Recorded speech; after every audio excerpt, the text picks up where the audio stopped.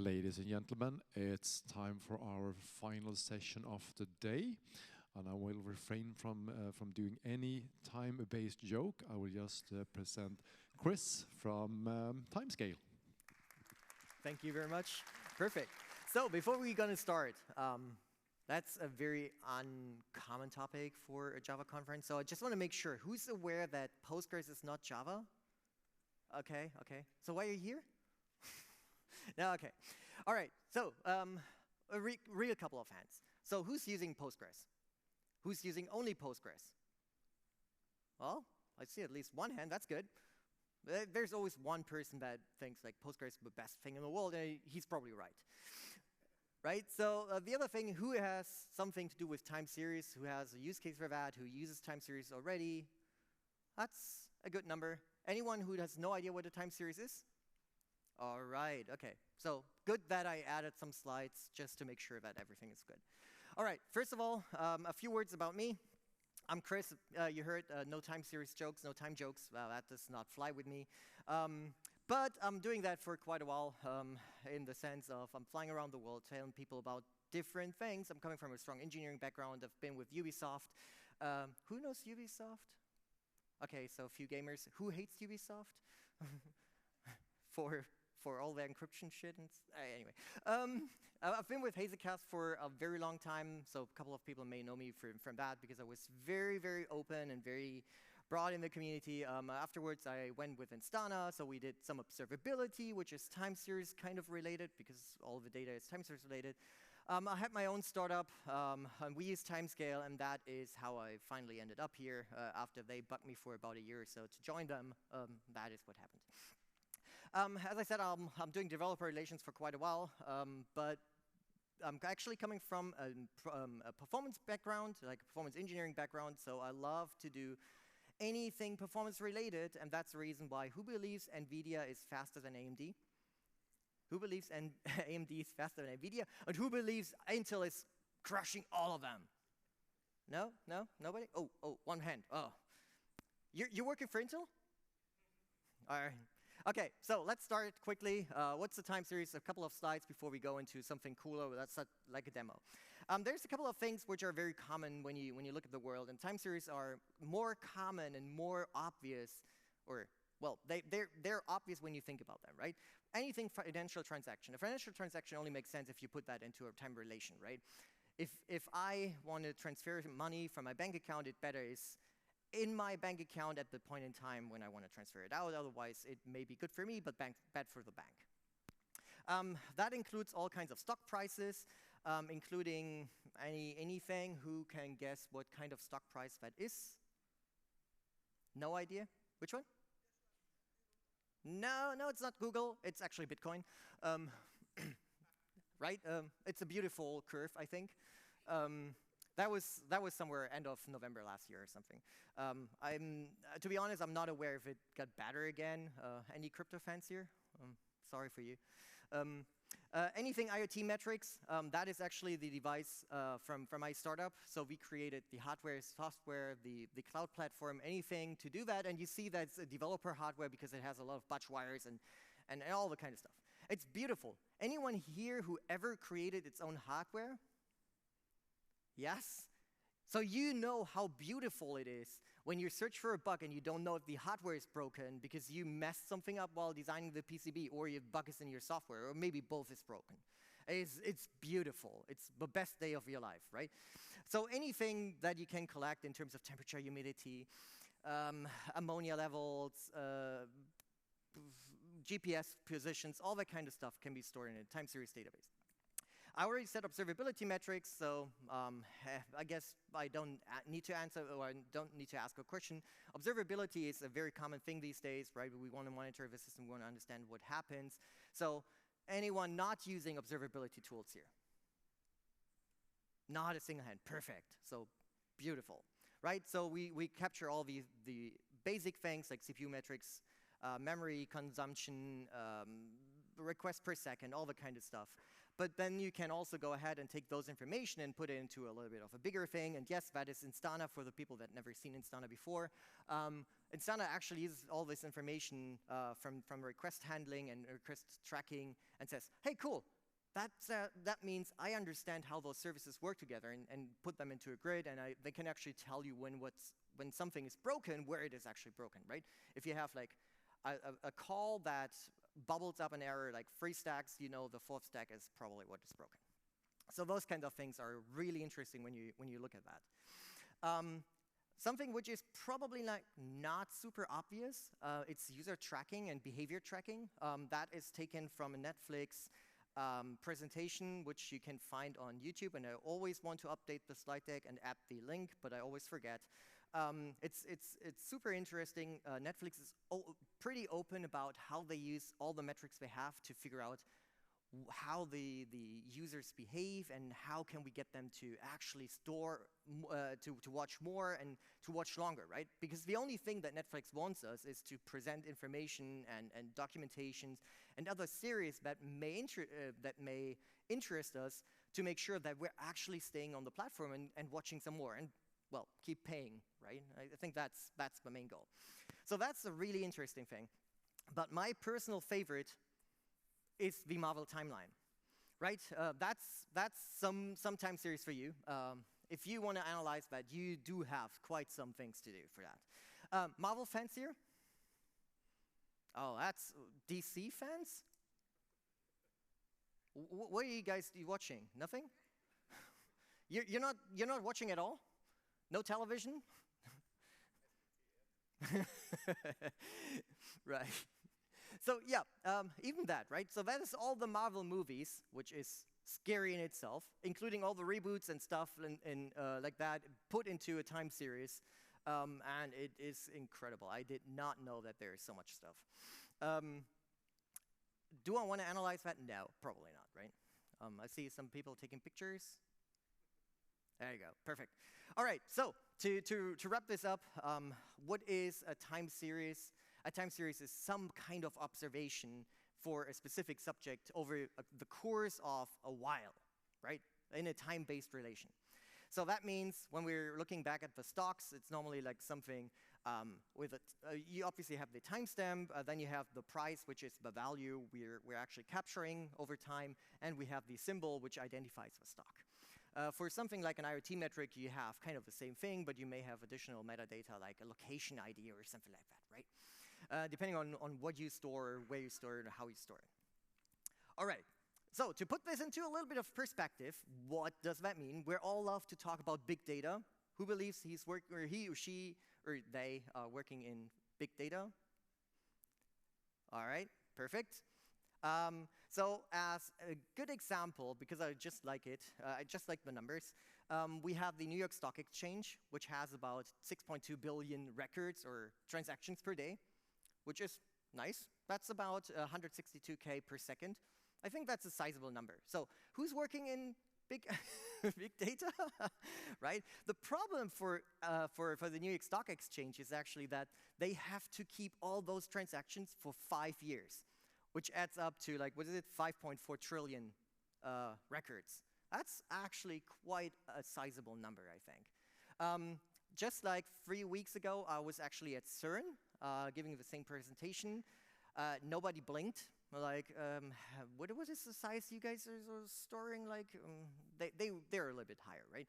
And they do a lot of like pre-selection. It's quite interesting. They have like, what was it, like around 2,000 Dell servers down at the LHC, just doing the pre-selection for all the stuff they have to send up to the actual data center because the fiber lines are not fast enough. Like, what? Okay. That's something. So they probably have like 5.4 trillion per second or so. I don't know, right? Especially when there's a collision happening, obviously that creates a lot of data points. Right. So now everyone is on the same page where the time series is now. So why would you do that in Postgres? I mean, Postgres is a relational database, right? And time series is not necessarily relational, so why would we do that? And I think there's a couple of really good reasons. First of all, Postgres rocks, right? And if you don't believe me, maybe Maybe that convinces you now, right? Postgres rocks. But seriously, there's a couple of good facts. It's a really established ecosystem, right? There's a lot of stuff for it. There's extensions. There's all this kind of stuff that you can just drop into it. I mean, there's basically extensions for everything. You have a graph database. You have a key value store built in. You have XML and JSON. XML if you want to do this kind of stuff.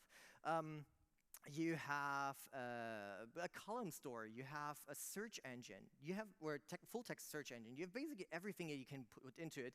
And guess what? You have a time series database. Just saying, right? Okay, but the other thing is it's rock solid. It's around for years. It's enterprise proven. There's a lot of recovery tools. If you care for your data set, do you go for something which is around for a while and it's proven and it's error prone, or do you go for the new shiny thing that is around for 2 years, claims to be a slightly little faster, but then something happens and all your 5 years of transactions is gone, right? From another point of view, SQL, somebody familiar with SQL here? Yeah, exactly. Flux? PromQL? Yeah, right? Exactly. But the thing is, everyone knows SQL, at least to some extent. And I'm not Lucas Ada, so I'll not say SQL is like the world's best thing since sliced bread, but we're close to that, right? And with something on Postgres, we're obviously going down to being SQL as well. Multi-model, I already said that, right? You have all those extensions, so you can basically build a single database instance with graph database, with key value store, with a document store, with a time series database, with, I don't know. And that means, because everything can be in the same database or they can be connected through different data wrappers, you can join all those data in a single query, which is cool because you normally want to have the operation, the aggregation, the calculation sent to the data and not grabbing all the data into your application just to it there, right? That's something that we learned a couple of years ago. We would try to send the operation to the data. And the most important fact, obviously, elephants are cool. I love elephants. They're my favorite animal. So that's probably the reason why Postgres is so awesome. So how would you store time series data in Postgres? And no database admin around? Like somebody who's doing that for the last like 20 years or so? Nope. Because, oh, there's at least one. If sharding makes you cry, I'm sorry for that, right? But I know the term is very overloaded. Oh, it's actually saying sharing. It was supposed to say sharding. Just saying. Sharing, okay. Oh, never seen that. So there is, the typical way is because we have a timeline, we can basically say, hey, we're doing partitions. We're chunking the data, we're putting it to different elements or different buckets, and just say, okay, this bucket is, I don't know, January to February, this is February to March, whatever. So when we do that and look how this would happen, you start with a 10 terabyte table, and I think everyone agrees that this is a probably pretty horrible experience, even in Oracle. So we split it down into multiple partitions, right? We have now this like magic root table on top, and we say, hey, okay, 10 terabyte, that's around 2.5 terabyte per table. The problem is that's still pretty horrible, I guess. So what you want what you would end up with is something like you're having a lot of small partitions with around 1 gigabyte, maybe 2 gigabyte, maybe 10 gigabyte, depends on the RAM and whatever, right? Why would you do that? Oh no, right. So there's 3 ways to do that. It's range partitioning, which is basically number ranges. For time series, that is cool because we know the time will flow forward. I think Einstein said that a while ago, or he figured it at least out. You have list partitions, which are specific, where you can say, oh, in that specific partition, I want customer number 1, customer number 5, and customer number 7. And all the other ones go into the other partition. And hash partitioning is basically you take the primary key, you put it through something like CRC 32, whatever kind of consistent hashing algorithm. You take the number of partitions, make a modular operation, and you're good. That means you end up in one partition. Why you want to do that is, first of all, smaller tables can get faster scanning. Faster scanning, sequential scan is a term for most people, I guess. Anyway, so sequential scan basically means the query planner decided indexes aren't good enough, or it doesn't make sense to filter data based on the index because I can just scrape through data all together and select whatever happens, right? That normally happens when the query planner says, well, okay, probably 95% of the result set will be in the table anyways. Or the table will be about 95%. So smaller tables mean if you get sequential scan, you get faster scanning. It also means that you have smaller indexes. You have a lot of small indexes that you can flip in and out or page in and out of the memory depending on what you need. You can do partition pruning if, for example, the query planner figures out, hey, I'm asking for customer number 1, and we have this list partitioning. The query planner can say, oh, yeah, I know from the partitioning system, or from the partition definition, I know that customer number 1 must be in that partition, so I don't need to look at all of those. Which is cool, because it means that the query planner is actually able to throw all of that away very, very early. And then you have partition detach, which is faster deletes in the sense of you can basically say, hey, please detach that partition at runtime. That's an atomic operation, very fast. The data is still on disk and it's still available, but the partition isn't visible anymore to your query. And then you can just say, okay, let's now do the real slow delete afterwards, right? So, demo time. Let's see. Now I have to stand here. I'm sorry. I'm not the tallest person. So what I did is I just created a Timescale cloud instance. It's basically a hosted Postgres with the Timescale plugin or extension installed. And we're looking at a couple of different ways of how you would normally do that. First of all, we're not partitioning at all. So we create a table, a timestamp, some reading, and I have a connection error. Oh, well, let's take tethering. Seems like the hotel Wi-Fi will not be able here, or will not be available. Come on, come on. There you go. So let's try that again. Still not? What's going on with you? There you go. Why?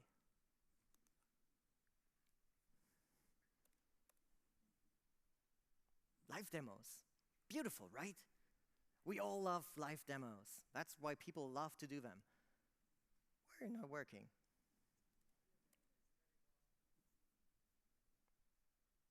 I actually think now it's doing something. There you go. Wow. Okay, so we created, once again, we created a table with a timestamp and some reading, and then I have some magic function that I just dropped into the database beforehand, random between, and we just say, hey, generate me some values in an interval of 10 seconds for a 3 month, basically June to August 2022. Drop it into the database. We quickly create an index on that, and then I'll use the command line just because it's much easier to read. My super important password. There you go. And if I execute that, we see, okay, sure, we get, well, let's make this maybe a slightly bigger. There you go. So we get a single table, we have a single index, so we get an index update, index lookup, which is actually fairly fast in this case, right? It's only like 3 milliseconds. And it gives us an estimated result set of saying, well, I estimated around 17,200 rows, and it ended up being 17,280, which is cool, right? The problem is, you remember one table, you end up with this like massive 10 terabyte monster at the end. It will not work out anymore. So then there is like the old way of how you do this in Postgres. And that is the whole reason why the code is already done, because I'm too stupid to remember how to write this function in a second. So we're doing the same thing. We're recreating the table. There you go. And then we say, well, you know, I actually like to have like 3 tables which inherit from that master table. It was not really partitions at that time. It was just like a magic thing that happened. I don't even know what the original intent for that was. It was certainly not real partitioning. But hey, so we're going to do that. So we end up with one table for June, July, and August. And here is where it becomes complicated. Because now we need to create a trigger because we want to write into our measurements table, right? We don't want to write into this like inherited table directly. So we create a trigger and say, yeah, whenever you insert something and the time range, for the people that don't know where new and old are magic keywords or magic objects in Postgres functions, that is basically the row you want to, or the record you want to insert, and old is when you delete something, it gives you the old values. So that basically says, hey, if you are somewhere in between of June 1st to June 31st, please do that. If you're in July to August, do that. Otherwise, do that. And if you can't find any valid time range, please give me an exception. And that exception is important for the very fact that if I don't do that, it will actually write it into the parent table, which is a very unexpected behavior. It's cool, but it's unexpected, right? And then you return null, basically saying, hey, discard the original insert that I sent because I did something else. So we create this trigger function. There you go. And then we need to attach it, right? We need to say, hey, before you actually run the original insert, please execute this function because I may want to change the insert or the operation. So we do that. And we have like the free create indexes, which is one of the real issues, because now I need to remember, because as I said, it's not like actual partitions. That thing was created for something, I have no idea why, so I actually have to create this index for every single of those inherited tables. Then I finally come back to my function saying, hey, please create those values, drop them in 10-second interval, blah, blah, blah, blah, blah, right? All that. And that is always beautiful on tethering, right? Because that's so super fast. That is probably Deutsche Telekom, to be honest. 16 seconds, 17, damn. That is certainly slower because of the trigger. Triggers have some inherent overhead, so if you do that, well, that will be slower. And I can actually reuse the same query. And we will see something really interesting now, right? It's the same query, we just created the table differently. And what we see is in the beginning, it does a sequential scan on measurements, because as I said, the master table, the parent table, may actually contain data for this stupid reason that we forgot to throw the exception. So it has to scan it through and like, yeah, okay, I didn't find anything. And then we see 3 index scans, even though we're just asking for values in July, right, July 14th to 16th, it does not understand that concept of, hey, you're actually looking at data for a specific table or for a specific partition. So it goes through all of them and says, oh, you know, I didn't find anything. I found a few, and I didn't find anything, right? So that's one of the problems. So how can we fix that? Well, the Postgres community was thinking long and hard about that and came up with the new partition system. So let's throw that away. And this time we have something slightly different. So we create a table, but this time, while creating the table definition, we say, by the way, you know, we actually want to partition that thing. And we say we want to partition it by range, and our range is with timestamp, right? So we basically say, give me a number of ranges based on the time. That makes sense most of the time. We still have to create those partitions, obviously, right? This time we actually give it like the different time values directly, because we already said it's a time-based or a range-based thing, so we give it the ranges. We only create a single index. Ooh, that is brilliant, right? So we basically say, yeah, because we're partitions, I can create the index on the parent table or on the original like virtual parent table, whatever the term is, and it will automatically inherit that down to all the partitions, which is the only thing that actually makes sense. And then we put in the data again. And I need to see that I actually do that. You remember partition pruning, where the query planner can decide, oh, I don't need those partitions because they can't contain any data. So we actually have to tell the query planner that we want that. What? Oh, there you go. That's a feature I don't really understand. I can switch that off, something which does not make sense to me, right? So I can switch it off and say, yeah, execute it, and you see it does the free index scans. It does not do the measurement thing anymore, the sequential scan, because that thing doesn't contain any data. But it does the same thing. It says 0, 17 to 20, and 0. But if I switch it on, and it's on by default, so don't get me wrong, they did be at least a meaningful default. I still don't understand why you can actually change that. It does exactly what we expect, right? We ask for values in a specific partition only, and the only meaningful thing that can happen is that it looks at one index only and says, okay, I got your data, right? Okay, so that means we're pretty good. The problem is still we have to create those partitions, and if you, for example, store something like invoices or anything like that, you have an issue because invoices often have a date in the future, right? At least a payment day in the future. So you probably end up doing something like on January 1st or maybe October 1st, you're creating partitions for the whole next year just to make sure that all your data partitions are already available, because otherwise you get actually an insert error because you don't have a valid range, which is an issue. Just a slightly issue, but if you have a business use case with dates in the future and it happens, it can be something, right? All right, so how can we do better? And this is the only part about timescale. Because right now we didn't talk about timescale at all right now. So we're going back to our standard table. Timescale is actually older than this new partition system, so that's why we don't use the internal partitioning. And we just created the table just like we had before, timestamp and reading. And then we have our magic function basically saying, hey, please transform that Postgres table into something that Timescale calls a hypertable. A hypertable is this magic construct around it that does all the partition handling.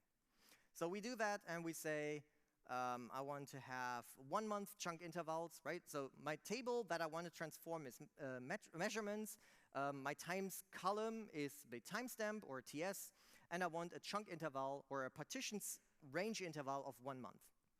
And I do this, and it magically happens, and when I insert data, it does exactly what I expect it to do. It inserts the data, but, and that is more interesting, it actually does some magic, because here's our measurements table. That's the hypertable now, and it looks exactly like any Postgres table. But what is actually interesting, and I think I have to refresh that, we have some magic, not necessarily hidden, but some unobvious internal, what is it called, schemas. And in those schemas, we actually create the internal partitions. The internal partitions are standard Postgres tables that we just reuse to store the data, which means we're not actually changing the storage engine, which I think is important. You remember rock solid and stuff? So what we did is we created a few chunks. As I said, charting, chunks, partition. We decided on chunk before partition became the thing of Postgres. So we still call them chunks. But we have 4 different chunks here, so it already did something. Right, so we have the data, and just for show, I switched the partition pruning off because, as I said, we are older than the actual partitioning system in Postgres, which means I don't care for this value. And as I said, it also doesn't make sense. It does not make sense to be able to switch it off, but what we see is we do it by default, because that's the only meaningful thing that could actually happen. And can you remember? I did not create an index this time. But because we know we're a time series database and the only meaningful thing is to have an index on on the timestamp, we actually did all that for you, right? So we have like an index scan on one specific chunk, internal chunk, and we give you the value. It's 17 to 20. We've seen that number a few times now, and it's actually pretty beautiful. So what is the big difference? First of all, we do all the partition managing automatically, right? So you don't have to create partitions. If you put something in 2325, we will just create a partition for you for the year 2325. The other more interesting and convenient thing is, and you may have recognized that I changed that just like a second ago. So I'm just recreating the table. But this time I'm saying, hey, you know, I actually want not, I don't want like monthly chunks, but I want daily chunks. Can you imagine what that looks like with the other thing where you actually have to create all those like cool partitions? If I do that, that's the only thing. I just told Timescale, yeah, you know, my partition size or range size is now 1 day. And it does that for me. And it inserts data. Tethering is beautiful. There you go. If I do this, I actually see a few more index scans now because my partitions now range, or my query now ranges 3 days. That actually means I have 3 different chunks. And that's where I say that's beautiful, right? It just does that. And the cool thing is you can actually start with a month, and you can later on change the size of, or the range size of the chunk in an existing table without the old chunks being changed. So that means if you started as a startup, for example, and you have not as many data as you anticipate in the future, you could say, okay, chunk size, 1 month for now, that's good. Maybe 14 days in a couple of months. And you can actually just go onwards and say, well, now I need 1 day, and that's still enough data. It will not change the old stuff. And that is really important. And then there is a couple of more cool things, and I just have like one thing here. You can actually have compression, so you can have the old data, say everything older than like 6 months should be compressed down. One thing that I actually find more convenient or much cooler is we have a very specific version of a materialized view, a thing that we call continuous aggregate. And a continuous aggregate is basically what everyone is asking for in Postgres for, I think, the last decade. It's an incrementally, automatically updated materialized view. That means I created it, and it will automatically do whatever I have. I say, give me buckets of 50 minutes, basically aggregating on a 50-minute time window basis. Do those 3 aggregations, an average, a sum, and a count, store it down, and you have a materialized view. Oh, it's still updating. You have a materialized view that gives you automatically, there you go, the 15 minutes time windows, values readily aggregated. The cool thing is, since like 1 version now, just very recent, I can actually say, okay, now I have a continuous aggregate, basically a materialized view, and I want to further aggregate that. So here I have like the 50-minute, and now I want to say, okay, give me like hourly values, and I can basically reference the previous continuous aggregate as my data source, which means I can take the previously aggregated data and aggregate it further. Obviously, I have to store some values. That's why I have sum and count. We also have stats act, but it's not like super obvious if you don't know how to use that. And it will do the same thing. The cool thing is, as I said, it's a continuously or incrementally updated thing. That means if I push new data into the database, they will actually show up as well. Right? So it will automatically update it whenever a time bucket is done. And for the time where the time bucket is not done, right, 50 minutes, and I'm asking like 7 minutes into the bucket, it will do some real-time aggregation for the last portion of the data. Or if you don't want it, it will just give you aggregated data at all. Here's the hourly. And then there is a lot of other stuff. There is some things which are cloud specific. For example, we have cloud native storage, which basically gives you the option to say everything, not only everything older than needs to be compressed, or everything older than needs to be moved from NVMe to SSD to spinning disk, but for the cloud, we also have like S3, where we basically move the data out of the actual Postgres instance. We store it in Parquet files. It's in S3's object storage. But from a user's perspective, you're still asking your hypertable with a standard SQL query, and it will still give you the data exactly like you would expect it, which is cool because it can be stored on so many different areas, and you don't care. From a user's perspective, it all looks the same. Right. So, right. Compression. Now it's reloading, obviously. For compression, I'm not going to show compression itself. Just something really interesting which I find quite impressive about the compression, because there is different compression algorithms based on the columns data type. That means we store columns independently, and we choose the best compression for each and all of those data types. And I have one thing which is really interesting. So at home, I unfortunately don't have a picture right now. I can find it in a second.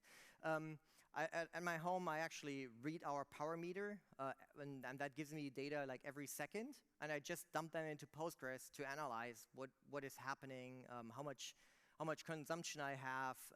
The main purpose of that is that we want to set up a battery and PV system. So I wanted to understand like how much battery capacity basically do I need to survive like 6 hours or something on a power outage, something like that.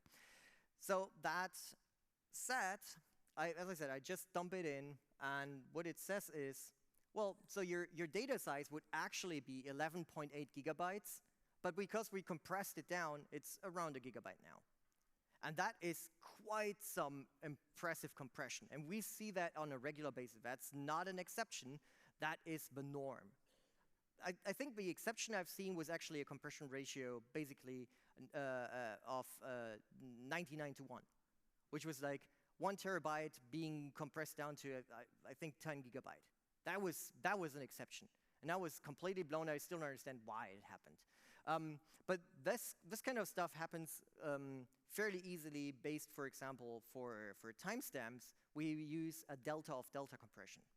Delta of delta means if you have 1,000 elements, you store the first one completely, like a full timestamp, and then you see, oh, so that one is 5 milliseconds further, that one is 6 milliseconds further, that one is 7 milliseconds further, and you only store that, which incredibly compresses down this timestamp thing by magnitude. And you see it's 11.96 compression ratio.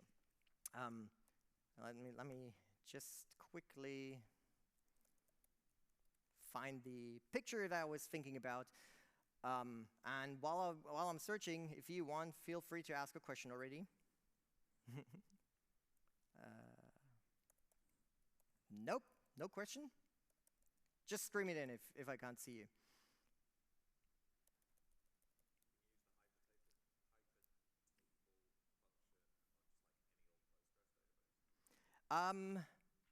The question is, can you use the hyper table on any old Postgres database? Yes. So there's different versions of Timescale that support different versions of Postgres, but it is built as an extension. It is not a fork of Postgres. It is not a separate database. It is a literal Postgres installation that you can use. So that was the picture that I was looking for, and it's loading. Oh, God. Mobile networks. And people think we are really there yet to put chips in everyone's head, right? Oh, God. Can you imagine the mobile networks? God. So that is my power meter at home, and that is my very, very professional setup to actually read out the infrared LED and drop it into Timescale. The Raspberry Pi is basically running some decoder program written in Python using I think the protocol is called SML, Small Message Layer or something. It drops all of that into a Node-RED, and it ends up in the Postgres database, giving me a nice dashboard in the end, which kind of looks like something like that, right? So it gives me basically the consumption per hour, per month, per day, whatever I want. Because I have the 1 second granularity, but I'm also using the continuous aggregates to pre-aggregate data to get the nice and fast dashboard.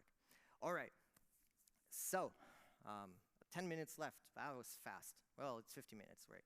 Okay, so where to go next? Right, so we talked a little bit about Postgres and why you would probably like to do it in Timescale. I'm not here to say you have to do it in Timescale. If you really want to feel the pain, feel free to do it otherwise. If you want the convenience, that's the way to go. There's a couple of blog posts which are really cool. I already showed you mine, which is not on the list, so I don't have to put it. But there's a bigger explanation of what is time series and how to really handle time series data and understand them, which is an amazing one written by one of my colleagues a couple of months ago. Another colleague, she is a massive NFL fan. sorry, I'm not American. I'm always mess up NHL, NFL. It all sounds so similar to me. NFL fans here? Nope. Okay. But there's an amazing NFL data set, and she shows all the different ways on how you can use those data and analyze it and get all insight into that. And that is a really interesting thing just for that. I'm not sure there's like a German guy, and I think he also has to talk in English, who loves to just collect random data. So he collected about 2 years or something of publishing dates of Spiegel Online, which is one of the German newspaper things, and he was in the end able to say, oh, I think those two authors, they actually are like entangled somehow, like quarks, because funnily enough, they always stop at the same time writing articles, being away for about 2 to 4 weeks, maybe vacation, coming back at the same time, writing again. Right? It's really interesting what kind of stuff you can read into that. And he did the same thing for Deutsche Bahn, for the ones that know. Deutsche Bahn is like extremely on time. Deutsche Bahn is known for being super, super, super punctual, at least in their own statistics, because their statistics says everything up to 50 minutes counts as on time. Sure, you can do that. I think it's 10 minutes to be fair, but still, they don't, even if you have like a connecting train in Germany or connection in Germany, they won't give you any connection less than 10 minutes because they probably anticipate you won't make it anyways, right? So understanding how you can analyze data is super important. And then when you have all those data, the next step is not just analyzing, but actually forecasting, right? As I said, Deutsche Bahn is really good. They probably can forecast, oh, this train is like 20 minutes late, and we just tell you it's 5 and it's good, right? It's kind of interesting. The signs on the tracks still claim it's 5 minutes, whereas the app already says, oh, it's 15. It's beautiful. That is German technology right there for you. That's something only we can do. Right, and then there is the Timescale docs. There is anything explained. Timescale has quite a lot more features. There's a lot of functions that actually work into all of this analytics functionality. We give you a lot of functionality that you normally want to do, like interpolation and extrapolation and all that kind of stuff. Right, so I don't understand how to read this number, the time. I asked 3 times and I still don't understand it. So I just claim we have 8 minutes for questions, so lay it on me.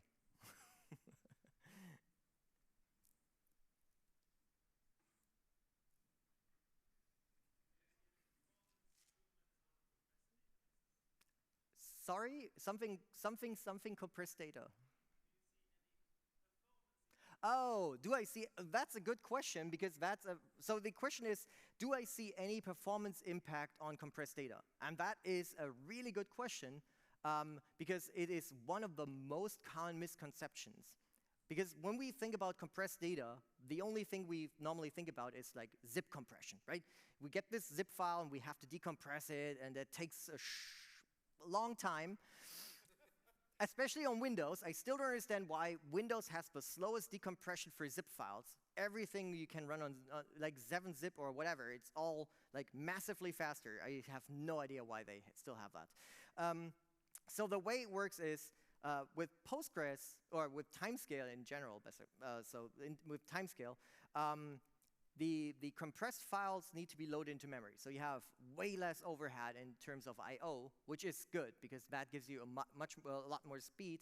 The other thing that we do is we actually store the data in a columnar fashion, which means we know, okay, I mentioned this like number of 1,000 elements with the delta-delta compression. That's actually like a common size for our chunks, like internal columnar chunks.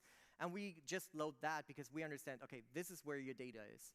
That means we're actually only reading or only loading what exactly we need, and that makes it extremely fast.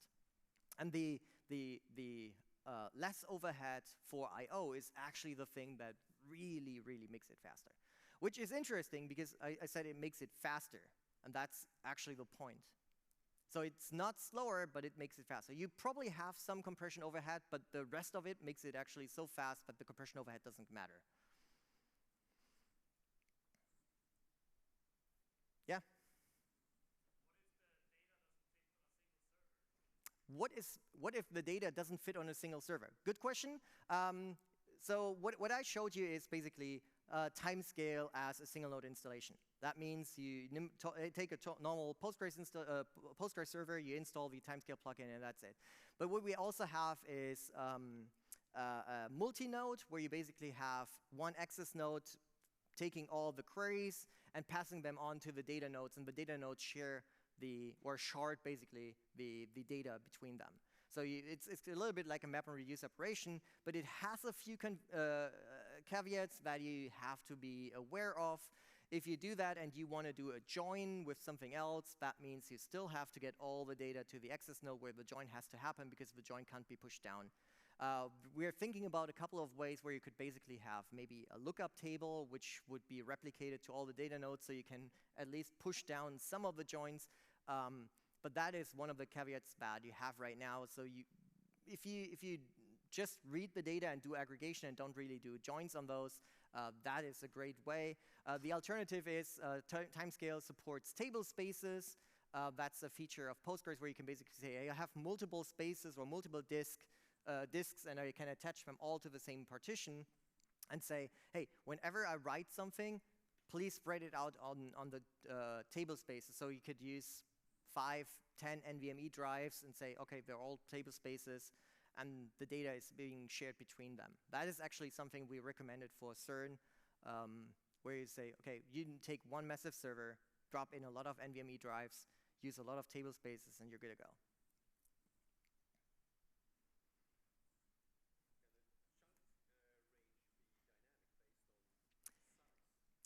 Can the chunk range be dynamic based on size? Not right now. That is something we're thinking about, but it makes the catalog information much more complex, because you would have to change it all the time. As I said, what you can do is you start large, and when you see that you get more data, you bring it down and change it. It will not change the old chunks, but it will change for new chunks. And that kind of way you can adjust it right now. We normally recommend about 25% of your memory, your main memory, should be the active data set, which is basically the chunks you're writing to right now, so you don't have to page them in and out, and that is something you can just look up over time and see if you need to change that. But it's something that came up, and we're thinking about that.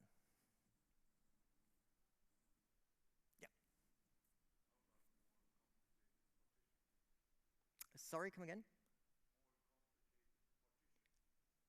More complicated partition keys. I think you mean compound primaries, basically? Something like that? Right. Well, yeah, okay. So what you can do, so more complex partition keys. What you can do is you can add additional dimensions, basically saying, okay, I have my timestamp, which is what we always need, because that is how we partition data in the first place. And then you can say, okay, I have an additional dimension, for example, with IoT data, the device ID, or something like the symbol for stock. And that means we're actually slicing the partitions or the chunks further down based on time and whatever you have. But you can also, and then you can also go ahead and say, okay, now I want to have a compound primary key, so I have more indexes and better indexes to figure out where the data relies. I hope that answers the question.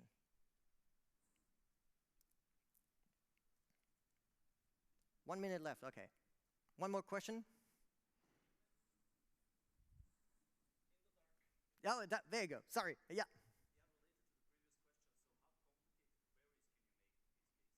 How complicated can your query be? It can be arbitrarily complicated, like quite literally. The only thing we do is we hook into the query planner. So the query planner in Postgres gives you a lot of options to actually hook into the process of query planning and adjust how you want this query to be handled. The only thing that we do is we see that you're actually in a hypertable. We take the where clause, analyze it, say, okay, that is the time frame you're looking at, and then we give the query planner back, basically, here's your set of tables, chunk tables that you want to look at. So that means you can use everything that Postgres supports, also works with Timescale. The only thing you have to be aware of, and that's a little bit more complicated, and something which is not Timescale specific, the Postgres query planner has an issue with query planning when you go to a high number of tables.